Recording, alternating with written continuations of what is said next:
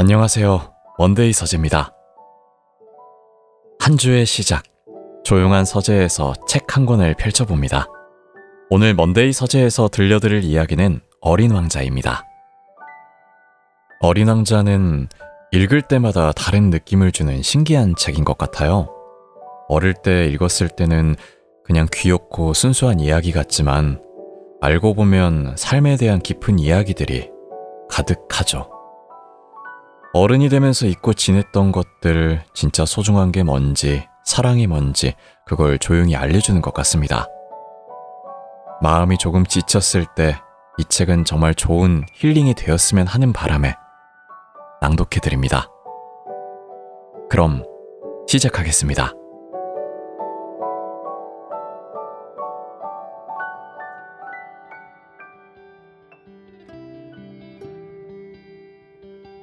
내가 6살이었을 때 한 번은 아주 멋진 그림 하나를 본 적이 있다. 체험담이라는 제목의 밀림에 관한 책이었는데 거기에는 보아뱀이 맹수를 삼키는 모습이 그려져 있었다. 책에는 이렇게 적혀 있었다. 보아뱀은 먹이를 씹지 않고 통째로 삼킨다. 그리고는 6달 동안 소화하는 내내 꼼짝도 하지 않은 채 잠든다. 나는 그 정글의 모험에 깊은 인상을 받아 색연필을 들고 나만의 첫 번째 그림을 그려보았다. 난 이 걸작을 어른들에게 보여주고 이 그림이 무섭냐고 물어보았다. 그들은 이렇게 대답했다. 모자가 왜 무섭지? 내 그림은 모자를 그린 게 아니었다. 코끼리를 삼킨 보아뱀을 그린 것이었다. 그래서 어른들이 이해할 수 있도록 나는 보아뱀의 속이 보이도록 다시 그려야 했다. 어른들은 항상 설명을 필요로 하니까. 어른들은 나에게 열린 보아뱀이나 닫힌 보아뱀 그림 따위는 그만두고 차라리 지리학이나 역사, 산수나 문법에 더 관심을 가지라고 충고했다. 그렇게 해서 나는 6살에 화가가 되는 꿈을 접어야 했다. 첫 번째 그림과 두 번째 그림의 실패가 나를 완전히 낙담시켰던 것이다. 어른들은 스스로는 아무것도 이해하지 못하고 아이들이 항상 설명해줘야 한다. 참으로 피곤한 일이다. 그래서 나는 다른 직업을 택하게 되었고 비행기를 조종하는 법을 배웠다. 그 후 나는 세계를 두루 날아다니며 살았다. 그리고 그들이 하란 대로 지리를 공부한 덕분에 꽤 도움이 되었다. 한눈에 중국과 애리조나를 구별할 수 있게 되었으니까.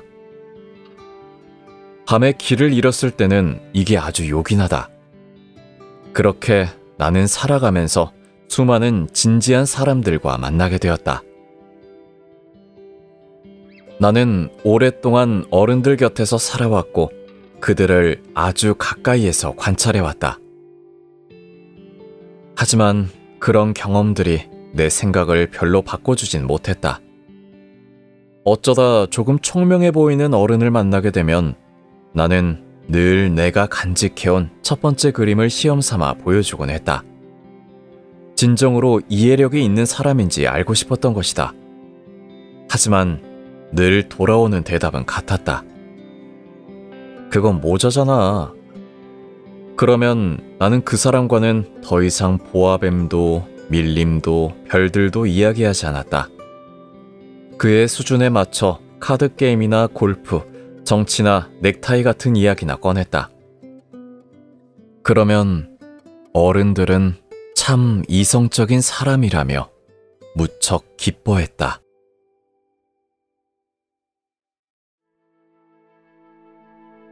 나는 그렇게 진정한 대화를 나눌 사람 하나 없이 혼자 살아왔다. 그러던 중 6해 전 사하라 사막 한복판에서 조난을 당했다. 내 비행기의 엔진 어딘가가 부서졌던 것이다. 나는 정비사도 없었고 동승자도 없었기에 오로지 혼자 힘으로 어려운 수리를 해내야만 했다. 그건 생사가 걸린 문제였다. 마실 물도 고작 8에치밖에 없었다. 그래서 첫날 저녁, 나는 인적 없는 대지 한가운데 모래 위에서 잠이 들었다. 내가 잠든 곳은 사람이 사는 땅으로부터 1000마일이나 떨어진 곳이었다. 그 고립은 망망대해 뗏목 위에 떠있는 조난자보다 더 깊은 것이었다. 그런데 날이 밝은 무렵 낯선 작은 목소리가 나를 깨웠다. 실례합니다. 양을 한 마리 그려주세요. 뭐라고? 양을 그려주세요. 나는 벼락을 맞은 듯 벌떡 일어났다. 두 눈을 비비고 주위를 둘러보았다. 그리고 나를 진지한 눈빛으로 바라보는 기묘한 작은 사내아이 하나를 보았다. 그가 바로 내가 나중에 겨우겨우 그려낸 초상화 속의 소년이다. 물론 내 그림은 실제 모델보다 훨씬 못하다. 그것은 내 탓이 아니다. 나는 6살 때 어른들에게 낙담한 이후 그림 그리는 일을 그만두었고 그 뒤로는 보아뱀을 닫힌 채로 그리는 법과 열린 채로 그리는 법밖에 배운 적이 없었으니까. 난 그 불가사의한 존재를 어리둥절한 눈으로 바라보았다. 잊지 마시라. 난 사람이 사는 곳으로부터 1000마일이나 떨어진 사막 한가운데에 있었던 것이다. 그런데 그 작은 사내아이는 길을 잃은 사람처럼도, 지쳐 죽기 직전의 사람처럼도, 굶주린 사람처럼도, 목마른 사람처럼도, 겁에 질린 사람처럼도 보이지 않았다. 그는 도무지 사막 한가운데 떨어진 아이답지 않은 모습이었다. 나는 간신히 입을 열어 말했다. 그런데 넌 도대체 여기서 뭐하고 있는 거니? 그는 아주 중대한 비밀이라도 털어놓듯 조용히 다시 말했다. 부탁이에요. 양을 한 마리 그려주세요. 너무 놀라운 일 앞에서는 사람은 감히 거절할 수 없는 법이다. 그 일이 아무리 말도 안 되는 것이라 해도 나는 마치 내가 죽을 위기에 처해 있고 사람이 전혀 없는 곳에 있다는 사실을 잊은 듯이 호주머니에서 종이 한 장과 만년필을 꺼냈다. 그리고는 내가 지리와 역사, 산수와 문법만 배웠다는 사실이 떠올라 약간 짜증 섞인 말투로 그 아이에게 말했다. 난 그림을 잘 못 그려. 그러자 그는 조용히 대답했다. 괜찮아요. 양을 한 마리 그려주세요. 나는 한 번도 양을 그려본 적이 없었기에 그 아이를 위해 내가 그릴 줄 아는 2개의 그림 중 하나를 그렸다. 바로 첫 번째 그림, 보아뱀이 코끼리를 삼킨 모습을 그린 그림이었다. 그런데 그는 말했다. 아니에요. 난 코끼리를 삼킨 보아뱀은 싫어요. 보아뱀은 아주 위험하고 코끼리는 너무 커요. 우리 집은 아주 작거든요. 나한텐 양이 필요해요. 양을 그려주세요. 그래서 나는 다시 그렸다. 그는 그림을 유심히 들여다보더니 말했다. 이건 너무 아파 보여요. 다른 걸로 그려주세요. 나는 또 다른 그림을 그렸다. 그러자 그는 다정하지만 단호하게 웃으며 말했다. 이건 양이 아니에요. 순양이에요. 뿔이 있잖아요. 그래서 나는 또다시 그렸다. 그러나 그는 또 고개를 저었다. 이건 너무 늙었어요. 나는 오래 살 수 있는 양이 필요해요. 그때 난 인내심이 바닥나 있었다. 내 엔진을 분해해야 한다는 생각에 조바심이 났기 때문에 나는 대충 아무렇게나 그린 그림 하나를 내밀었다. 이건 상자야. 네가 원하는 양은 그 안에 있어. 그런데 놀랍게도 내 어린 심판관의 얼굴이 환하게 빛났다. 바로 이거였어요. 제가 원하던 모습 그대로예요. 이 양은 풀을 많이 먹을까요? 왜? 우리 집은 아주 작거든요. 괜찮을 거야. 아주 작은 양을 그렸으니까. 그는 그림을 들여다보며 고개를 기울였다. 그렇게 작진 않아요. 자고 있잖아요. 이렇게 해서 나는 어린 왕자와 처음으로 인연을 맺게 되었다. 그가 바로 훗날 내가 그려낸 초상화의 주인공이다.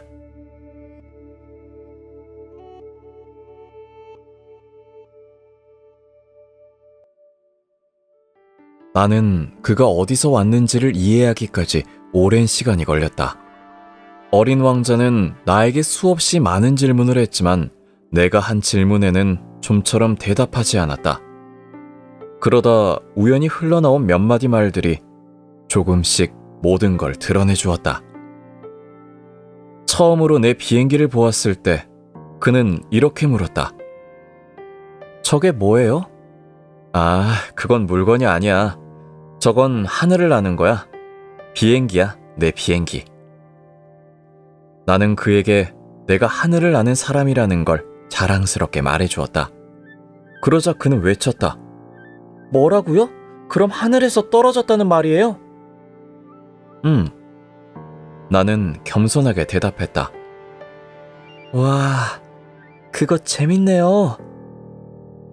그리고 그는 아주 사랑스러운 웃음소리를 터뜨렸다. 나는 그 웃음소리에 좀 언짢아졌다.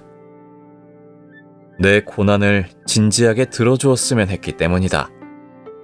하지만 그는 이렇게 덧붙였다. 그럼 당신도 하늘에서 온 거군요? 어느 별에서 왔어요? 그 순간 나는 그의 존재를 둘러싼 수수께끼에 빛이 스며드는 것을 느꼈고 곧장 물었다. 그럼 너 다른 별에서 온 거니? 하지만 그는 대답하지 않았다. 그저 고개를 천천히 끄덕이며 내 비행기를 바라보기만 했다. 이걸 타고선 아주 멀리까지는 못 가시겠네요. 하고 말했다. 그리고는 오랫동안 생각에 잠겼다.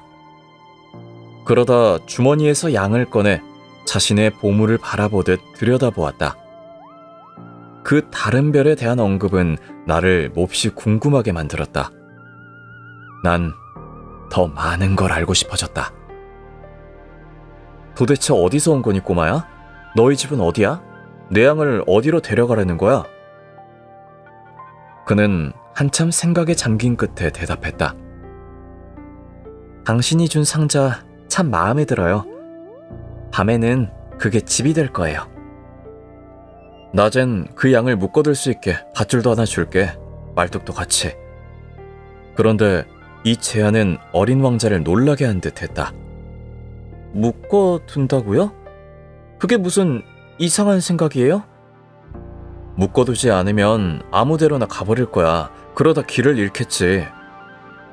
그러자 내 친구는 또 한 번 웃음을 터뜨렸다. 어디로 간다는 거예요? 뭐 어디든 똑바로 나아가기만 해도 멀리 가니까? 그때 어린 왕자는 아주 진지한 표정으로 이렇게 말했다. 괜찮아요. 제 별은 아주 작으니까요.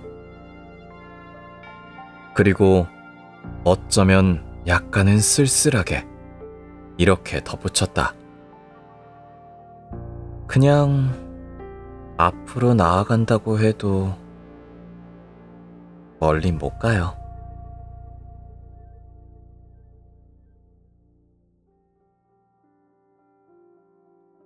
그렇게 해서 나는 또 하나의 아주 중요한 사실을 알게 되었다. 어린 왕자의 별은 집 한 채보다도 조금 더 클 뿐이었다는 것이다. 하지만 나는 그다지 놀라지 않았다. 나는 이미 알고 있었다. 지구나 목성, 화성, 금성처럼 이름이 붙은 커다란 행성 말고도 망원경으로 간신히 찾아볼 수 있을 정도로 아주 작은 별들이 수백 개나 존재한다는 걸. 천문학자들은 이런 별을 발견할 때마다 번호를 붙인다. 예를 들어 소행성 3251번처럼 말이다. 나는 어린 왕자가 왔던 별이 바로 소행성 B612번이라고 믿을 만한 충분한 이유를 갖고 있다. 이 소행성은 1909년 한 터키인 천문학자에 의해 망원경으로 관측된 적이 한 번 있었다. 그는 자신의 발견을 국제천문학회에서 대대적으로 발표했지만 아무도 그의 말을 믿지 않았다. 그의 복장이 너무 이국적이었기 때문이다. 어른들이란 원래 그런 존재다. 다행히도 터키의 한 독재자가 국민들에게 유럽식 옷을 입도록 명령했고 어기면 사형까지도 불사했다.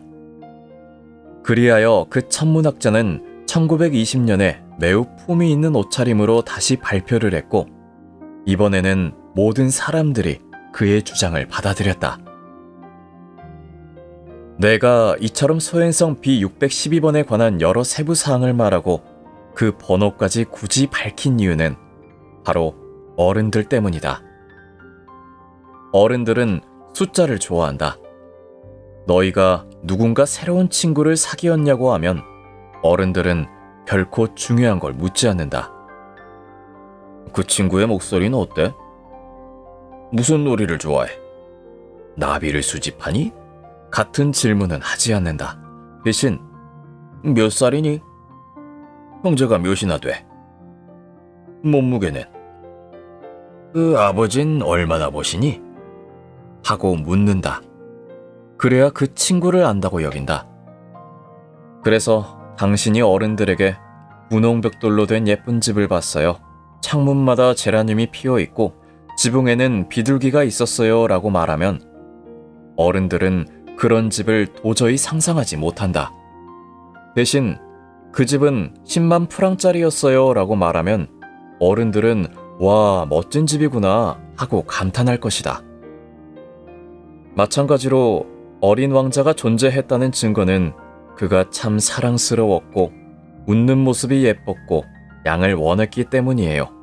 양을 원한다는 건 존재한다는 뜻이에요 라고 말하면 어른들은 어깨를 으쓱하며 너를 아이 취급할 것이다. 하지만 그가 왔던 별은 소행성 B612번이에요 라고 말하면 어른들은 고개를 끄덕이며 더 이상 질문하지 않는다. 그들은 원래 그런 존재다. 탓할 필요는 없다. 아이들은 어른들을 아주 관대하게 대해야만 한다. 하지만 삶을 이해하는 우리들은 숫자 따위는 아무래도 상관없다. 나는 이 이야기를 동화처럼 시작하고 싶었다. 옛날 옛적에 자기보다 조금 더 큰 별에 살면서 친구를 원하던 어린 왕자가 있었습니다. 라고 말이다. 삶을 이해하는 사람들에겐 그게 훨씬 더 진실해 보일 테니까. 나는 내 책이 아무 생각 없이 읽히는 것을 바라지 않는다. 난 이 기억들을 이야기하며 매우 큰 슬픔을 느낀다. 어린 왕자는 벌써 6해 전 자신의 양을 데리고 내 곁을 떠났다. 그를 이렇게 묘사하려 애쓰는 이유는 그를 잊지 않기 위해서다. 친구를 잊는다는 건 참 슬픈 일이다. 모든 사람이 친구를 가진 건 아니니까.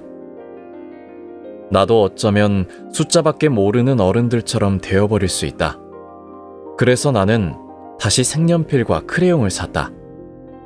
6살 때 보아뱅 그림 2장을 그리고 나서 다시는 그림을 그리지 않았던 내가 이 나이에 다시 그림을 그리는 건 참 어려운 일이었다. 하지만 가능한 한 닮게 그려보려 애썼다. 물론 그림이 잘 나올 때도 있고 그렇지 않을 때도 있다.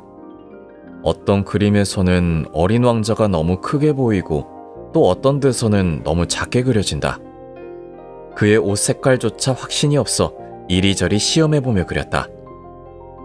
중요한 세부사항 몇몇도 나는 아마 틀릴 것이다. 하지만 그것만은 양해해 주었으면 한다. 내 친구는 결코 자세한 설명을 해주지 않았다. 아마 그는 내가 자기와 같은 존재라 여겼던 걸까. 하지만 나는 안타깝게도 상자 속에 든 양을 볼 줄 모른다. 난 어쩌면 어른들과 닮아버렸는지도 모른다. 어쩌면 나는 이미 어른이 되어버렸는지도 모른다. 나는 매일 어린 왕자의 별과 그가 떠나온 사정, 그의 여행에 대해 무언가 하나씩을 새롭게 알게 되었다. 그것은 아주 서서히 우연히 흘러나온 말들 속에서 조금씩 드러났다. 그러던 중 셋째 날 나는 바오밥 나무의 비극에 대해 알게 되었다. 이번에도 계기는 양이었다. 갑자기 어린 왕자가 심각한 의문에 사로잡힌 듯 나에게 물었다. 양은 작은 나무들을 먹는 게 맞죠? 그래, 맞아. 아, 다행이다. 나는 왜 그게 그렇게 중요한 일인지 이해하지 못했다. 그런데 어린 왕자는 다시 물었다. 그렇다면 바오밥도 먹겠네요? 나는 어린 왕자에게 바오밥은 작은 나무가 아니라 교회만큼이나 큰 나무라고 설명했다. 설령 코끼리 떼를 데려온다 해도 그 나무 하나를 베어내기 힘들 거라고 덧붙였다. 그러자 어린 왕자는 코끼리 떼 이야기에 희식 웃으며 말했다. 코끼리들을 겹겹이 쌓아야겠어요. 하지만 곧 아주 진지하게 말했다. 바오밥도 처음엔 작아요. 그건 맞아. 하지만 너는 왜 네 양이 바오밥 새싹을 먹길 바라는 거야? 그는 그야 뻔하잖아요 라고 말하듯 대답했다. 그 문제를 스스로 이해하려면 꽤 많은 생각이 필요했다. 사실 어린 왕자의 별에는 다른 별들과 마찬가지로 좋은 식물과 나쁜 식물이 있었다. 즉, 좋은 풀의 씨앗도 있고 나쁜 풀의 씨앗도 있었다. 그런데 씨앗은 눈에 보이지 않는다. 땅속 깊은 곳에서 잠들어 있다가 어느 순간 깨어날 마음이 들면 해를 향해 조심스레 작은 새싹을 밀어 올린다. 그 새싹이 무처럼 무해한 식물이거나 장미라면 그냥 자라도록 놔둬도 된다. 하지만 나쁜 식물의 싹이라면 알아보는 즉시 뽑아야 한다. 그런데 어린 왕자의 별에는 아주 위험한 씨앗이 있었다. 바로 바오밥 나무의 씨앗이었다. 그 별의 흙은 바오밥 씨앗으로 가득했다. 그런데 바오밥은 한순간이라도 늦으면 절대 뿌리를 뽑을 수 없게 된다. 그 뿌리는 별 전체를 가득 메우고 안에서부터 별을 뚫는다. 별이 너무 작고 바오밥이 많으면 별은 산산조각 나고 만다. 이건 규칙을 세워야 하는 문제예요. 어린 왕자는 나중에 이렇게 말했다. 아침 세수를 끝낸 뒤에는 반드시 별의 정리를 해야 해요.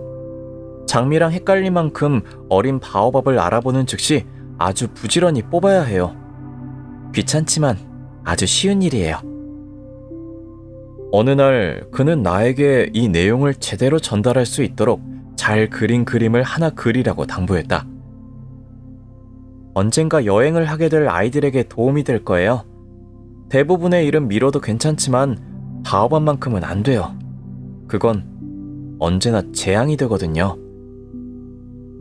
제가 예전에 본 별 하나는 게으른 사람이 살았는데 그는 바오밥 세 그루를 그냥 놔뒀거든요. 난 그의 설명을 바탕으로 그 별을 그림으로 그렸다. 나는 교훈적인 어조를 취하는 걸 별로 좋아하지 않지만 바오밥의 위험은 거의 알려져 있지 않고 무심코 서행성 위를 떠도는 이들이 겪을지도 모를 위험은 너무 치명적이기에 이번만큼은 예외를 두고 말하겠다. 얘들아, 바오밥을 조심해. 이 그림을 그리기 위해 내가 그렇게 많은 공을 들인 건 내 친구들, 그리고 나 자신이 바오밥의 위험을 모르고 그 곁을 오랫동안 지나쳤기 때문이다. 이 교훈은 그럴 만한 가치가 있었다. 혹시 당신은 이렇게 물을지도 모른다. 왜 이 책에는 다른 그림들은 다 작고 단순한데 바오밥 그림만 이렇게 정성스럽게 그렸죠? 답은 간단하다. 몇 번이고 그려보려 했지만 실패했다. 그런데 바오밥 그림을 그릴 때만큼은 난 절박함이라는 감정에 사로잡혀 있었다.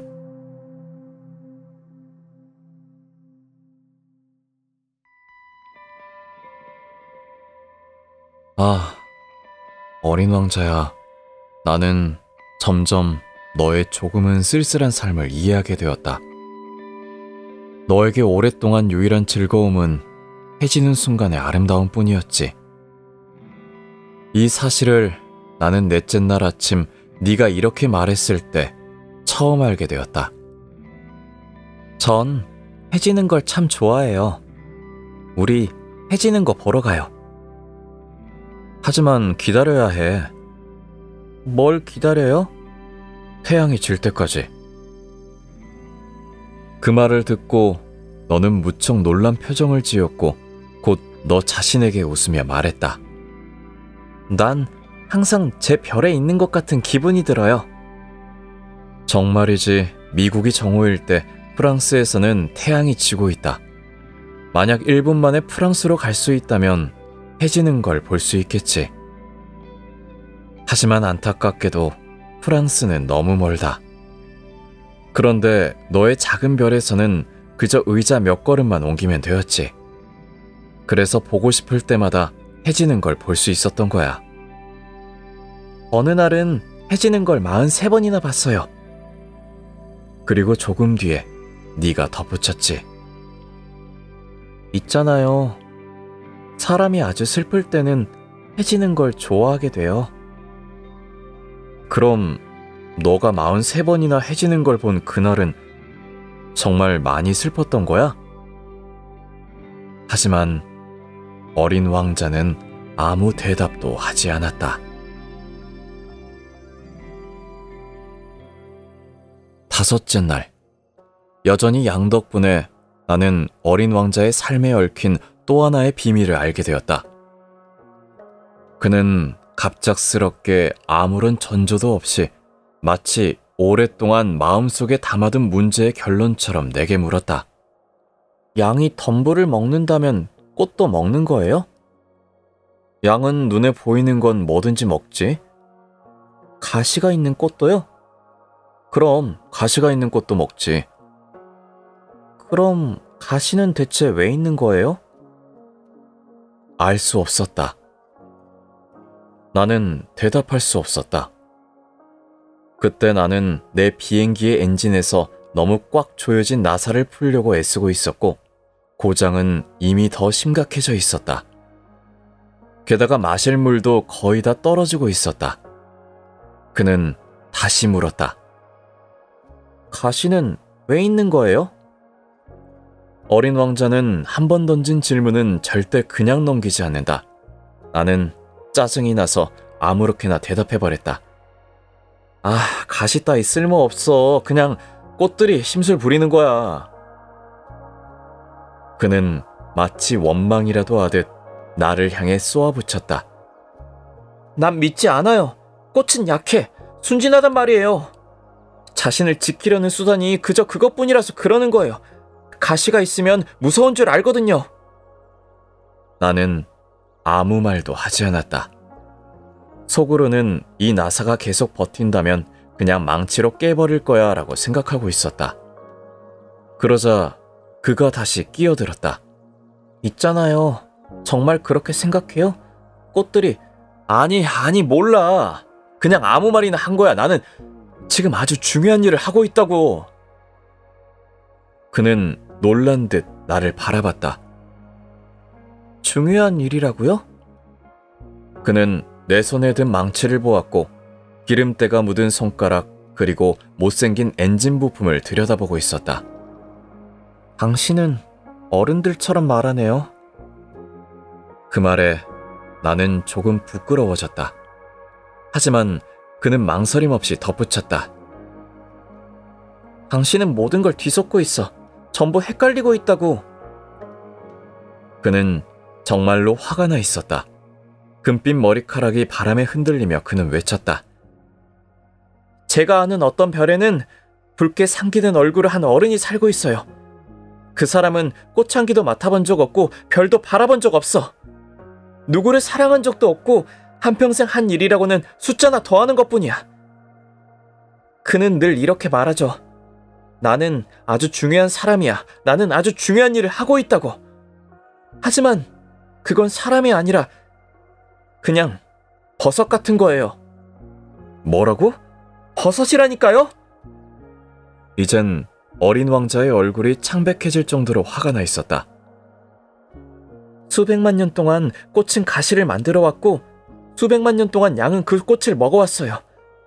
그런데도 꽃이 왜 그렇게 애써서 가시를 만드는지 이해하려는 게 중요하지 않다고요? 양과 꽃 사이의 전쟁은 별로 중요하지 않다는 거예요? 숫자만 더하는 그 멍청한 붉은 얼굴 아저씨보다 덜 중요한 일이란 말이에요?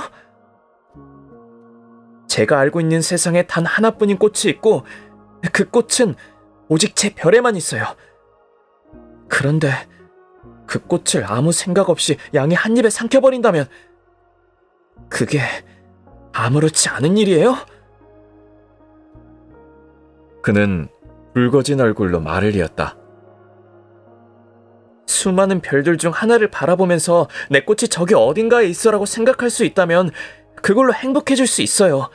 그런데 그 꽃이 양한테 먹혀버리면 그건 마치 모든 별들이 한꺼번에 꺼지는 것과 같아요. 그게 아무 일도 아니라는 거예요? 그는 더 이상 말을 잇지 못했고 갑자기 눈물을 터뜨렸다. 밤이 내려앉았고 나는 도구를 내려놓았다. 망치도 나사도 갈증도 죽음도 그 순간엔 전부 중요하지 않았다.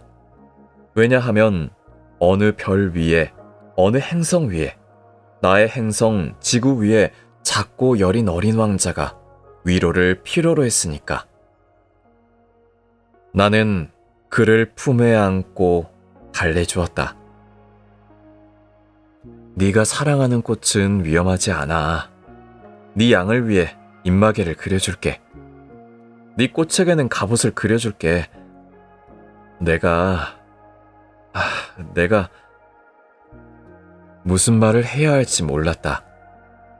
나는 정말 서툴렀다. 어떻게 하면 닿을 수 있을지, 어디서부터 다가가야 할지 알 수 없었다. 눈물의 세계란 참으로 신비로운 곳이니까.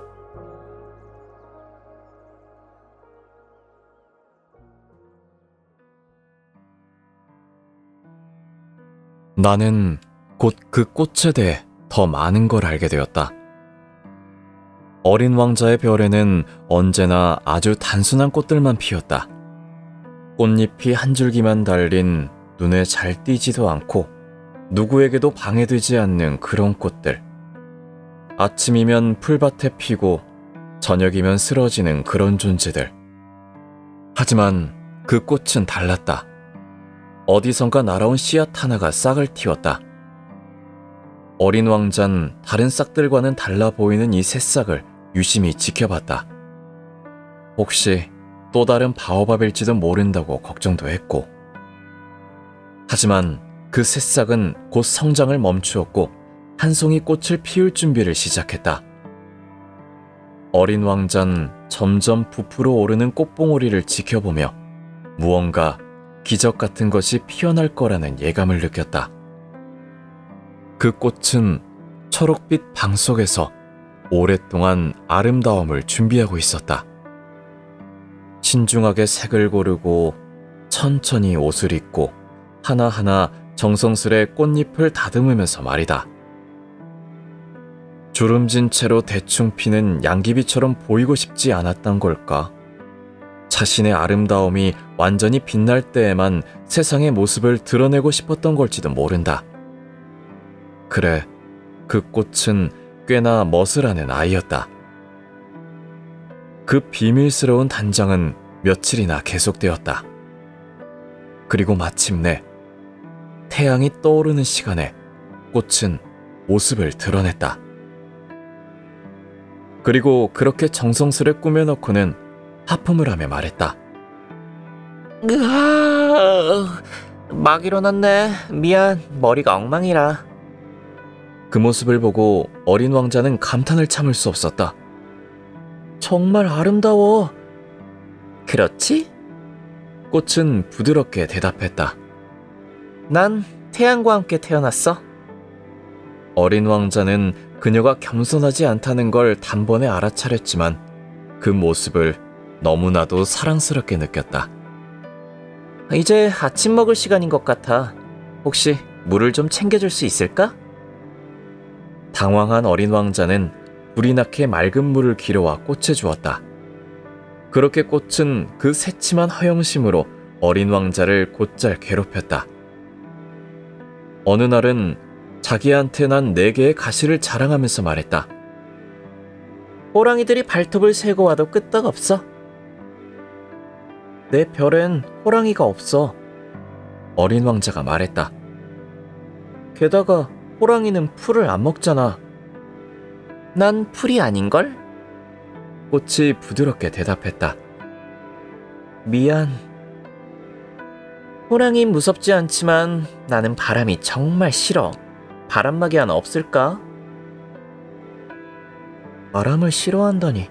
식물이란 게 원래 그런 건가? 어린 왕자는 혼자 중얼거렸다. 이 꽃은 정말 복잡하네. 밤엔 덮개를 씌워줘. 네 별은 너무 추워. 환경이 엉망이야. 내가 있던 곳은... 그러다가 꽃은 말을 멈췄다. 자기가 씨앗으로 날아온 존재라는 걸 잊은 채 말도 안 되는 거짓말을 하려다 들켜버린 것이다. 당황한 그녀는 괜히 몇 번 기침을 했고 어린 왕자를 곤란하게 만들려 했다. 바람막이는? 가지러 가려던 참이었어. 그녀는 또 한 번 일부러 기침을 했다. 괜히 어린 왕자에게 죄책감을 주려고 말이다. 이렇게 어린 왕자는 꽃을 진심으로 사랑했지만 점점 그녀를 의심하게 됐고 그 일로 몹시 슬퍼했다. 그는 나중에 나에게 이렇게 털어놨다. 그녀 말을 듣지 말았어야 했어요. 꽃은 말이 아니라 그냥 바라보고 향기를 맡는 존재인데 말이에요. 내 꽃은 내 별을 온통 향기로 채웠는데 저는 그걸 기뻐할 줄 몰랐어요. 그 날카로운 가시에게 괜히 화를 냈지. 오히려 감동했어야 했는데. 그러고 그는 또 속삭였다. 저는 아무것도 몰랐던 거예요. 말이 아니라 행동을 보았어야 했는데 그 꽃은 제게 향기를 주고 빛을 줬어요. 전 떠나선 안 됐어요. 그 가엾은 속임수 너머에 진짜 마음이 있었다는 걸 알아봤어야 했는데. 꽃들은 정말 모순 덩어리예요. 전 사랑을 하기엔 너무 어렸던 거죠.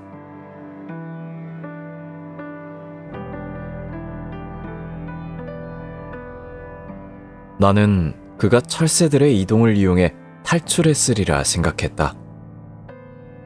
떠나는 날 아침 그는 자기 별을 잘 정돈해 놓았다. 화라산 2개를 정성스럽게 청소했다. 그 화산들은 아침 식사를 데우는데 아주 유용했다. 게다가 그는 꺼진 화산 하나도 가지고 있었는데 언제 무슨 일이 생길지 모르니까 하며 그것도 함께 청소했다. 화산을 잘 청소해두면 천천히 고르게 불을 내뿜는다. 분화 같은 건 일어나지 않는다. 분화는 굴뚝의 불길과 같은 것이니까. 물론 우리 지구에서는 우리가 너무 작아서 우리 화산들을 청소할 수가 없다. 그래서 그게 우리에게 온갖 문제를 일으키는 것이다. 어린 왕자는 조금 쓸쓸한 마음으로 마지막 남은 바오밥 새싹들을 뽑아냈다. 그는 다시 돌아올 수 없으리라 생각하고 있었다.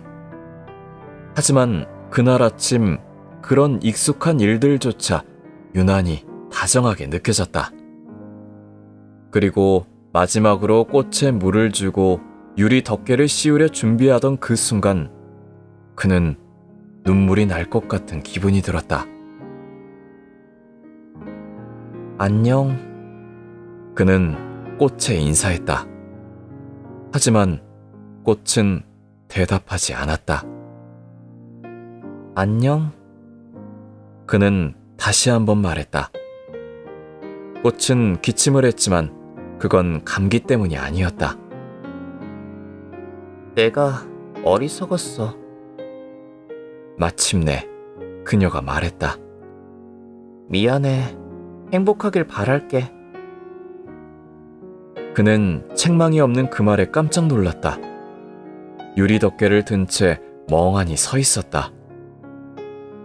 그 조용한 부드러움이 이해되지 않았던 것이다. 그래, 난 널 사랑했어. 꽃이 말했다. 그걸 네가 몰랐던 건 내 잘못이지만 그건 이제 중요하지 않아. 사실 너도 나만큼 바보였어. 행복하길 바랄게. 그 덮개는 내버려둬. 이젠 필요 없어. 하지만 바람이 그렇게 심한 감기도 아니야. 방 공기는 오히려 신선해서 좋아. 나는 꽃이니까. 그치만 짐승들이 나비를 만나려면 두세 마리 애벌레쯤은 견뎌야지. 그게 그렇게 아름답다던데. 그렇지 않으면 누가 날 찾아주겠어? 넌 멀리 가버릴 거잖아. 그리고 큰 짐승들은 괜찮아. 나한텐 가시가 있잖아. 그녀는 순진하게 자기의 4개의 가시를 보여주었다. 그리고 덧붙였다. 그렇게 꾸물거리지 마. 보기 싫어. 떠나기로 했잖아. 그럼 가. 꽃은 어린 왕자가 우는 모습으로 떠나가는 걸 원치 않았던 것이다. 그 꽃은 참 자존심이 센 아이였으니까.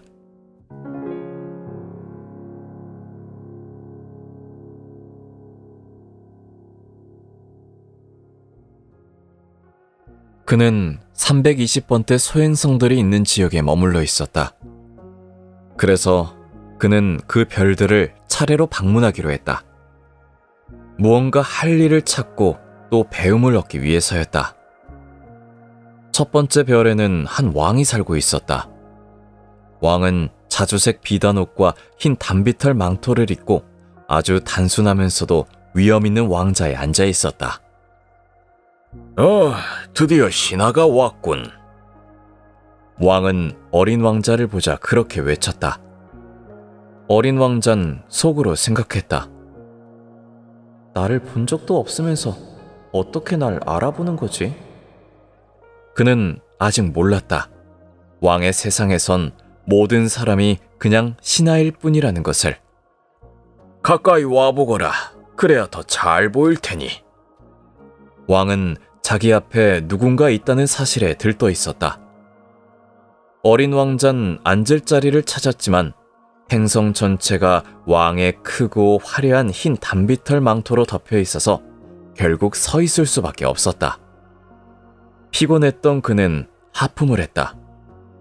왕 앞에서 하품하는 건 예의에 어긋난다. 금하겠다. 왕이 말했다. 어쩔 수 없어요. 긴 여행을 했고 아직 잠도 못 자서요. 어린 왕자는 조금 당황해서 대답했다. 그렇다면 하품하도록 명령하지. 하품은 오랜만이라 흥미롭구나. 자, 하품하거라. 이것은 명령이다. 하지만 이제 못하겠어요. 말씀을 듣고 나니 부끄러워졌어요. 어린 왕자는 얼굴을 붉히며 대답했다. 그렇다면... 왕은 머쓱해져서 더듬거리기 시작했다. 그렇다면 자네에게 하품도 하고 하지 않기도 하라고 명령하겠다. 왕은 자신의 권위가 존중받는 것을 아주 중요하게 여겼다. 그는 절대군주였지만 매우 자상했고 늘 이성적인 명령만 내렸다. 내가 만약 장군에게 바다새로 변하라고 명령했고 그가 그 명령을 수행하지 않았다면 그건 장군의 잘못이 아니라 내 잘못이지. 앉아도 될까요? 어린 왕자가 조심스럽게 물었다. 앉으라고 명령하겠다. 왕은 단비털 망토에 한 자락을 거두며 대답했다. 하지만 어린 왕자는 점점 의아해졌다. 이 조그만 행성에서 왕이 다스릴 수 있는 것이 뭐가 있을까? 폐하, 실례지만 여쭤봐도 될까요? 질문하라고 명령하겠다. 왕이 재빨리 응답했다. 무엇을 다스리시나요? 모든 것을. 왕은 아주 단순하게 대답했다. 모든 것이요? 왕은 조용히 손짓해 자기 별, 다른 별들, 그리고 별들 전체를 가리켰다. 이 모든 걸요? 이 모든 것. 왕은 대답했다. 그는 단지 절대군주가 아니라 우주의 왕이었다. 그럼 별들도 폐하의 명령을 따르나요? 물론이지. 별들은 즉시 복종한다. 나는 무질서를 허락하지 않는다. 이 놀라운 권위에 어린 왕자는 감탄했다. 그가 이런 힘을 가지고 있었다면 하루에 44번이 아니라 72번, 아니 100번, 200번도 해넘이를 볼 수 있었을 테니까. 그리고 그는 자기가 떠나온 별을 떠올리며 약간 슬퍼졌다. 그래서 용기를 내어 왕에게 한 가지 부탁을 해봤다. 해넘이를 보고 싶어요. 기분이 좀 안 좋아서요. 태양에게 지라고 명령해주세요. 왕은 이렇게 대답했다. 내가 장군에게 나비처럼 꽃 사이를 날아다니거나 비극을 쓰거나 바다새로 변하라고 명령했고 그가 그 명령을 수행하지 않는다면 그건 누구의 잘못이겠느냐? 내 잘못일까? 장군의 잘못일까? 폐하의 잘못이에요. 어린 왕자는 단호히 말했다. 정답이다. 사람에겐 그가 해낼 수 있는 일만 명령해야 하지. 권위란 이성 위에 세워져야 한다. 만약 백성에게 바다에 몸을 던지라고 명령한다면 그들은 반란을 일으킬 것이다. 나는 나의 명령이 합리적이기 때문에 복종을 요구할 수 있는 것이다. 그럼 제 해넘이는요? 어린 왕자는 다시 한번 물었다. 그는 절대 질문을 잊지 않았다. 네 해넘이도 내가 명령할 것이다. 하지만 나는 통치의 과학을 적용해 조건이 맞을 때까지 기다릴 것이다. 그게 언제인가요? 어린 왕자가 물었다. 왕은 큼직한 달력을 들여다보더니 말했다. 오늘 저녁 7시 40분쯤이면 적당하겠군. 그때가 되면 내가 얼마나 권위 있는지 보게 될 것이다. 어린 왕자는 하품을 했다. 해넘이를 보지 못한 게 아쉬웠고 벌써 조금 지루해지기 시작했다. 여기선 할 일이 없는 것 같아요. 전 떠날래요. 가지마! 왕이 외쳤다. 그는 자기에게 신하가 생긴 것이 너무 기뻤던 것이다. 가지 말고 장관이 되어라. 무슨 장관이요? 정의의 장관. 그런데 재판할 사람이 없잖아요. 그건 아무도 모른다. 난 아직 내 왕국을 전부 둘러보지 못했다. 난 나이가 많고 마차도 없고 걷기도 힘드니 말이다. 아니요, 전 다 봤어요. 어린 왕자는 행성의 반대편을 다시 한번 힐끔 보며 말했다. 아무도 없던데요. 그렇다면 자네가 자기를 심판하도록 해라. 그게 가장 어려운 일이란다. 다른 사람을 판단하는 것보다 자신을 판단하는 것이 훨씬 어렵지. 네가 스스로를 제대로 판단할 수 있다면 너는 참으로 현명한 사람이다. 전 어디서든 저를 판단할 수 있어요. 굳이 여기 살 필요는 없어요. 왕은 말했다. 이 행성 어딘가에 늙은 쥐가 한 마리 있는 것 같단다. 밤이면 소리를 내거든. 자네가 그 녀석을 심판할 수 있을 거다. 가끔은 사형을, 가끔은 사면을 내리는 식으로 말이지. 쥐는 하나뿐이니까 말이다. 저는 사람을 죽이는 걸 좋아하지 않아요. 그럼 전 이만 가볼게요. 안 돼! 왕이 외쳤다. 하지만 어린 왕자는 이미 떠날 준비를 마쳤다. 그는 늙은 왕에게 실망을 주고 싶지 않아서 예의를 갖추 말했다. 폐하께서 진심으로 복종을 원하신다면 합리적인 명령을 내려주세요. 예를 들어 1분 안에 떠나라고 명령하신다면 지금 딱 그 조건이 맞아서 저는 그 명령을 따를 수 있어요. 왕은 대답하지 않았다. 어린 왕자는 잠시 머뭇거리다 한숨을 쉬고 출발했다. 그렇다면 너를 내 외교 대사로 임명하노라.